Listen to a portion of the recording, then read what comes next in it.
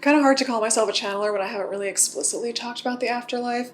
Maybe I have a little bit here and there, but nothing really solidified or concrete. So here we go. Not that anyone really needs to have more insight and conversation about this, because everyone is already very much integrated with their own belief system, but I personally find it interesting to hear how different channelers, psychics, and mediums do perceive the other side. And I feel like how they do it is also really interesting, and it shows how different perception values are, and how different your experience can be, one, here on Earth, but also on the other side. Probably one of the things that people bring up the most is what religion is correct, what ideology is correct, what is truthful on the other side. The answer is everything is, literally. I feel like a lot of people don't believe me when I say that, but it's honestly and genuinely true.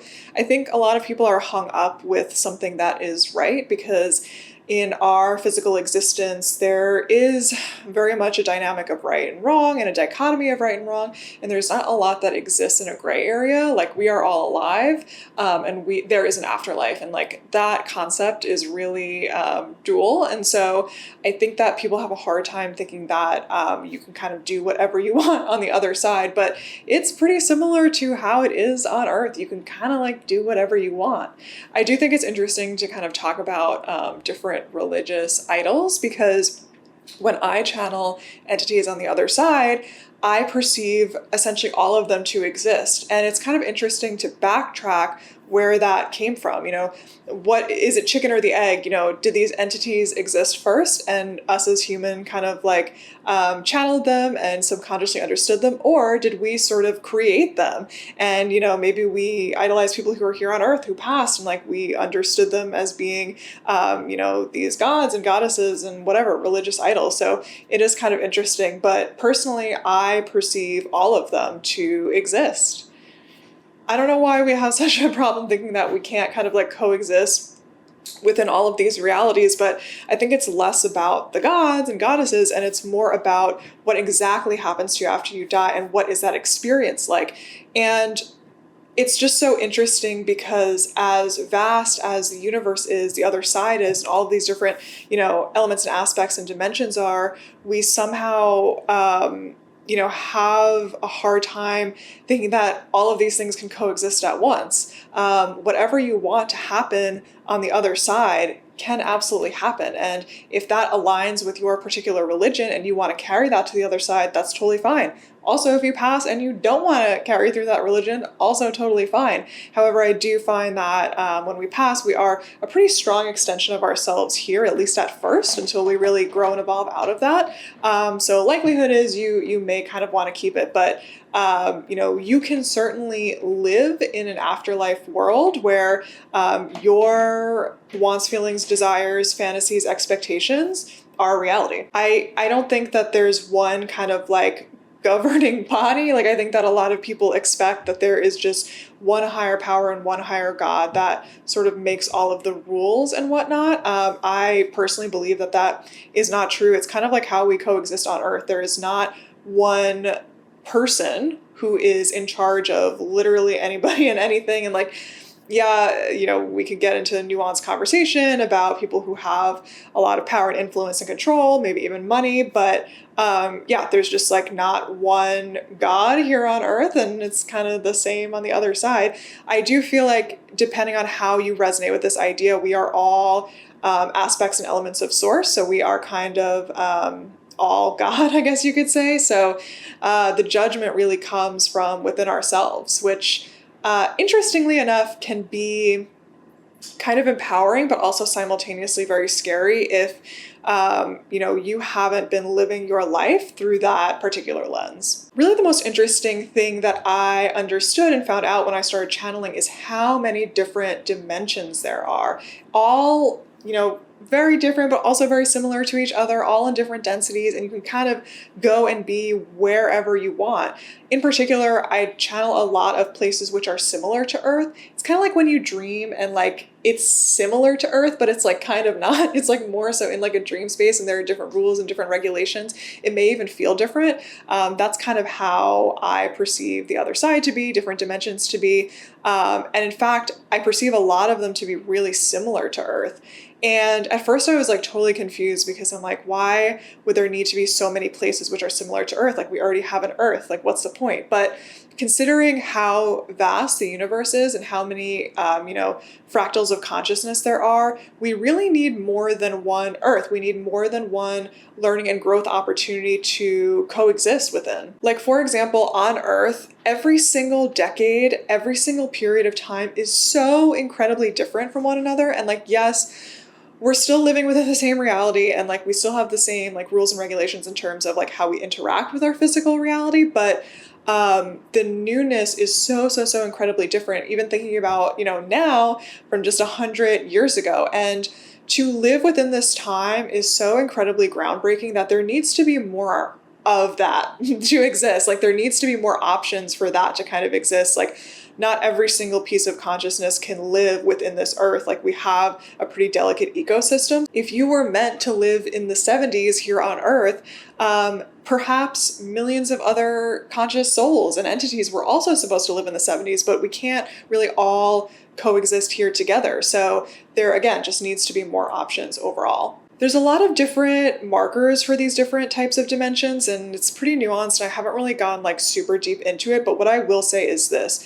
Every like dimension has its own kind of like set of rules, and I do feel like a lot of them follow similar conventions to here on Earth. And I think that even though it is a little bit of a bizarre concept, when you kind of like digest it and let it run through your body, it does tend to make a little bit of sense. Something that also kind of pushed me in this ideology is channeling past lives, where I do find that people have lived past lives which almost kind of like layer on top of each other in terms of the characteristics and descriptions of the life, and it just doesn't really make any sense in a Earth timeline in like a linear fashion. It almost like there almost has to be like different dimensions and places that they're like living through this. It's like you can't have lived multiple lives like in the 80s, for example. Yet if you like really go deep into people's past lives, you may observe that it does seem that way. So yeah. So something that I have observed when channeling past humans as well as past entities is that there are levels of wisdom, knowledge, insight, and just a feeling that this, entity exists in a higher state of consciousness, perhaps than others. Typically, I find that when I channel people who have passed relatively recently, they're just very similar to how people are here on Earth. Like they communicate with direct conversation. They just like, it feels like you're talking to another human, literally. And as time kind of goes on, and, it's been like longer since people have passed, or you end up channeling kind of like higher level entities, it becomes a lot more abstract. It doesn't feel human, right? So like they may not come across in human form, but on top of that, they oftentimes don't communicate with you like through words directly. It's like they're just this ball of energy and they only communicate through like true deep feelings. And then the way that they present themselves is really about kind of like shape, motion, movement, and like just much more abstract things than like painting a picture, so to speak, which could be an example of how, a recently passed person would contact a medium. That's just my observation though. So it's hard to say how you get from like point A to point B because time doesn't really exist on the other side. So it could just be that, these souls, these entities have just gone through a lot of different experiences and they are just like more evolved. Perhaps they're incarnating in dimensions which are like less human-like, and that's why they're coming across this way. But overall, there's definitely like a feeling of evolution. I guess we're kind of like circling around the point, right? Which is like, what is the point of existence? What's the point of being here on Earth and then passing and doing it all over again? And, obviously, reincarnation is a particular ideology. It's also kind of interesting is like people, I think, argue whether or not something does happen to you after you die or not. And it's like, well, why can't both happen? If you don't believe it's going to happen, then you don't have to. Like, you can just cease to exist as an entity. But if you choose to move on and do something else, just learn, grow, evolve, be productive, whatever it may be, you can also do that. So the conversation like expands even further than just like what you want to do specifically. It's also like, do you want to like hypothetically exist or not? I mean, it really just comes down to learning, growth, and development. I don't know. And maybe, that's too much of a job. I do feel like my perspective is different from a lot of other people in the sense that I feel like I'm here for a job. So I think through that prism, it feels more job-like, but it can also simply be to experience. Like, this is like, ironically, once in a lifetime experience, but like, no, this is a very specific experience to live through in like a physical reality. It's definitely very different to live in a denser reality than not. So if you feel your soul needs and wants to experience it, then that's great. And then of course, like through intention and karma and contracts, like there's a lot more nuance that can go into this. Like everybody's life purpose and life mission, what drives them, etc., can be really, really different. So it's interesting because I feel like we also kind of argue on, do we have a singular point in being here? And it's like the singular point is that we all have a point. And then it kind of like goes deeper into the nuances in terms of like what exactly that is per person. But yeah, I mean, it's kind of like, do you want to do something or do you want to do nothing at all? Like, I guess you can just like exist as a ball of energy and just kind of chill. And like, granted, that sounds kind of great. And I do feel like there are these times of like buffer where you can kind of chill out, but then it's like, okay, well, if you're not experiencing, are you not necessarily like keeping up with the collective, right? It's like, do you want to just kind of like live as a hermit in your house while the world is kind of like passing you by? The world is still evolving, and I guess not necessarily just talking about Earth, but like consciousness is still evolving. So do you want to be a part of that? Do you want to keep up with that? Or do you just kind of want to chill and do your own thing? And I don't know, maybe there's just not a right or wrong answer, but I think that still the answer is that it is on your own terms, whatever you'd like to do. So yeah, it just kind of is that you are the manifestor of your own destiny, similar to here on Earth, similar to the other side. I know it's a little weird. Like, I channel people who are just like balls of energies, just like bopping around, living their best life. I also channel people who are like literally living out like the rest of their life on the other side. They have a car, they have a house, they have, whatever. And I think it just depends on your precise circumstance. I do kind of notice that like grandparents' generation and like parents' generation of people who have passed typically like to stay around a bit because they have energetic connections with these with people who are still living here on Earth, and they're working to kind of like help themselves heal as well as their loved ones heal through that like really strong, tight energetic connection. So I do feel like that's partially part of their job. They also influence and interact with the collective, even people that they don't know, just trying their best to kind of help people through things. Really just depends on what they're particularly good at, what they want to do, etc. But yeah, after kind of like your contracts are over or you feel like it's your time to move on, you can do whatever you want. You can be wherever you want. And like whatever you dream of being a reality, you can make a reality because there are no physical bounds like on the other side. So you don't have to deal with creation in a physical sense. Like if you can dream it, you can live it. You can believe it. Like that is the magic of like higher densities. And like obviously there are things that you can't accomplish in higher densities that you can accomplish in the physical world. And those are actually kind of like interesting topics and discussion points as well. But yeah, I would just say that if there's anything to gather from this conversation in regards to being manifestor of your own destiny, I think that there's still, even if you're not religiously affiliated, I do feel like there's a bit of fear and just like pressure and stress surrounding what happens when you die. And like you could ask not just me, but other people who are channelers, who are psychics and mediums, and I feel like they'll be the first people to tell you that you should not be stressed out about it. Like, yes, it's like a scary, scary transition, but It's not like you're being put through the ringer. I definitely don't necessarily feel that a heaven and hell exists unless you so choose to believe that it exists and that you want to put yourself in there. Um, so, please just don't be so over inundated by what you hear people talk about here on Earth, because there's a lot of control that goes into being able to influence people by holding over things that they don't know about themselves and their future. And on top of that, there's a lot of projection of people's own insecurities and their own fear onto other people and their own like unknowing and their own, just like insecurity in general. So don't let that affect you.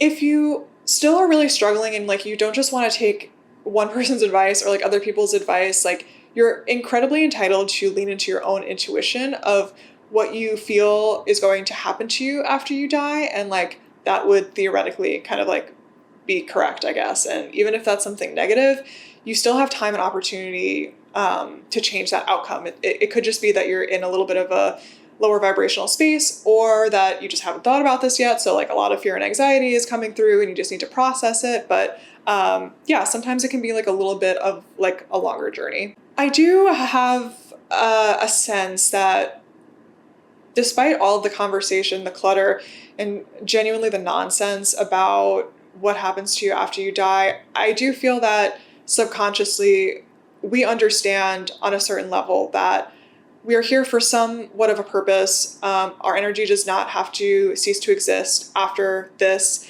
And that is truly what is not just bringing us together as a collective to work together, but also the driving force of our motivation for moving forward. Because there needs to be some sort of intrinsic motivation on a soul level and not just I'm trying to survive here biological level, because otherwise we would cease to do things which are new and unique experiences. We would cease to learn and grow. But like we do have this desire, particularly when we are in a high vibrational space and state, to accomplish, achieve, be better, transmute negative energy, and help each other.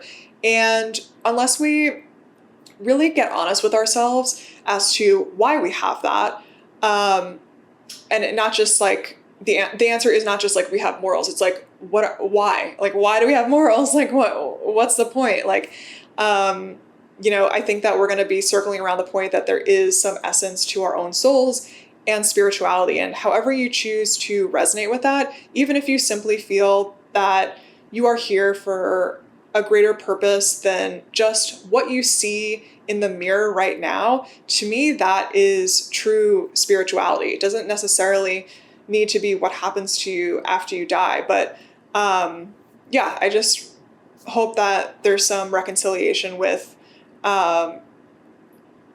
who people are, what they want to be doing with their lives for themselves, but also the collective. And I think when we tap into that inherently, we're going to make a lot of improvements in our lives and hopefully just feel better, overall. I obviously can't ask you to believe anything that you don't want to believe. And like, I don't feel like I'm actually like coming at people with this conversation in that way. But hopefully there's a sense of confidence that I do, and as well as other people, have some insight into this. And I'm really upset and disturbed with people who try to influence other people in a negative way. And hopefully just like alleviate a little bit of stress if at all possible. I find it to be very interesting and enlightening to think and talk about past, present, future lives and like reincarnation cycles and purpose and things like that. And, maybe that's just some of my interest just because that's what I'm here to do. And those are my inclinations. But I do wonder if almost everyone wants to kind of like think like that and be in that space. It's just that their own preconceived notions or limiting beliefs or fears are preventing them from doing that. So I would really internalize that and consider, like, is this something that you don't want to get into because you're afraid to get into it? Or is it just not something you want to get into because, you're not supposed to and it's not going to be relevant for you? That could be a good place to start.